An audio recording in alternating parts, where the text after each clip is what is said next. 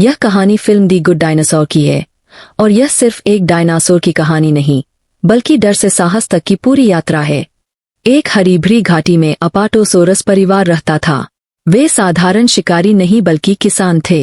पिता मेहनत से खेत जोतते, माँ फसल संभालती, और उनका जीवन सादा लेकिन खुशहाल था। जब उनके अंडों से 3 बच्चे जन्म लेते हैं, तो पूरा घर खुशी से भर जाता है। 2 बच्चे बक और लिब्बी जन्म से ही मजबूत और निडर दिखाई देते हैं। तीसरा बच्चा छोटा, कमजोर और थोड़ा सहमा हुआ था। उसका नाम रखा जाता है आर्लो। समय बीतता है, बच्चे बड़े होते हैं। परिवार में एक खास परंपरा थी, जब कोई बड़ा काम करके दिखाता तो वह कॉर्न साइलो पर अपना फुटप्रिंट लगाता। यह सम्मान, जिम्मेदारी और साहस का प्रतीक था। बक अपनी ताकत से पैर गिराकर मैदान साफ करता है और अपना निशान लगा देता है। लिब्बी अकेले पूरा खेत जोत देती है और गर्व से अपना फुटप्रिंट छोड़ती है। लेकिन आर्लो, वह हर बार डर जाता है। मुर्गियों को संभालने जाता है तो खुद ही घबरा जाता है। कोई छोटा सा जीव सामने आ जाए तो पीछे हट जाता है। पिता उसे समझाते हैं कि डर होना गलत नहीं, लेकिन उससे भागना गलत है। एक दिन अनाज के भंडार से खाना चोरी होने लगता है। पिता तय करते हैं कि चोर को पकड़ना होगा। वे जाल लगाते हैं और आर्लो को जिम्मेदारी देते हैं।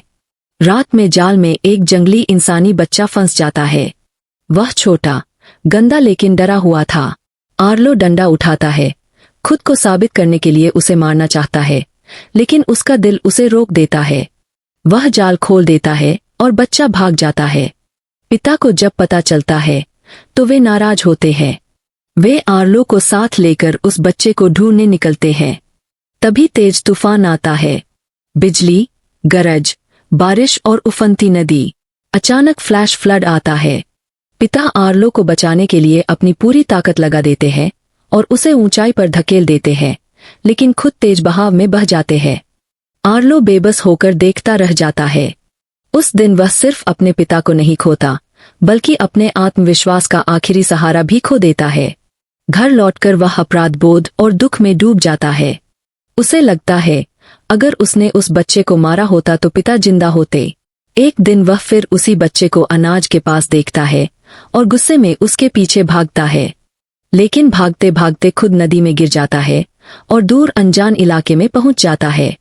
जब होश आता है तो वह अकेला है। चारों ओर घना जंगल, ऊंचे पहाड़ और डरावनी आवाजें। उसे पिता की बात याद आती है, अगर रास्ता भटक जाओ तो नदी का पीछा करना, वह तुम्हें घर ले जाएगी। वह नदी के किनारे किनारे चलने लगता है। भूख से बेहाल होकर वह फल तोड़ने की कोशिश करता है, लेकिन उसका पैर पत्थर में फंस जाता है। पूरा दिन निकल जाता है। रात में वह थक कर सो जाता है। सुबह जागता है तो पैर आजाद होता है। पास में छोटे पैरों के निशान होते हैं। वही जंगली बच्चा उसकी मदद कर गया था। पहली बार आर्लो को एहसास होता है कि वह दुश्मन नहीं है। धीरे धीरे दोनों साथ चलने लगते हैं।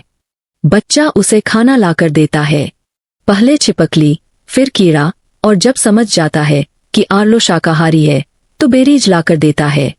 आर्लो उसका नाम रखता है स्पॉट। स्पॉट यह नाम सुनकर खुश हो जाता है। यात्रा आसान नहीं थी। एक दिन पेड़ के नीचे से बड़ा सांप गिरता है और हमला करता है।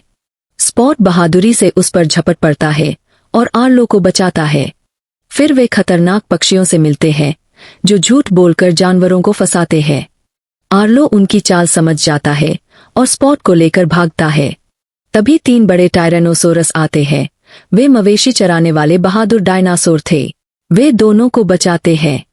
उनके पिता जैसे नेता आर्लो को बताते हैं कि उनके शरीर पर जो घाव है वे डर के कारण नहीं बल्कि डर के बावजूद लड़े जाने की निशानी है। वे कहते हैं, डर को खत्म मत करो, उसे अपना साथी बना लो। यह बात आर्लो के अंदर गहराई से उतर जाती है। आखिरकार दूर से क्लॉ टूथ माउंटेन दिखता है। आर्लो का घर अब पास था, लेकिन तभी वही खतरनाक पक्षी लौट आते हैं और स्पॉट को उठा ले जाते हैं। इस बार आर्लो भागता नहीं, वह दहाड़ता है, लकड़ी उठाकर हमला करता है, बेलों को तोड़ता है, बार में कूदता है और स्पॉट को बचा लेता है। वह घायल होता है, लेकिन पीछे नहीं हटता। यही उसका असली बदलाव था। डर अब भी था, लेकिन वह उस पर हावी नहीं था। कुछ दूर आगे उन्हें इंसानों का एक परिवार दिखता है। स्पॉट उन्हें पहचानता है। वे उसके अपने लोग थे। स्पॉट अपने पिता की गोद में चला जाता है।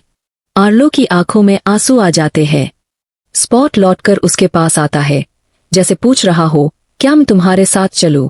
लेकिन आर्लो समझता है कि असली दोस्ती में स्वार्थ नहीं होता। वह धीरे से उसे उसके परिवार की ओर भेज देता है। दोनों की आखिरी नजरें बहुत कुछ कह जाती है।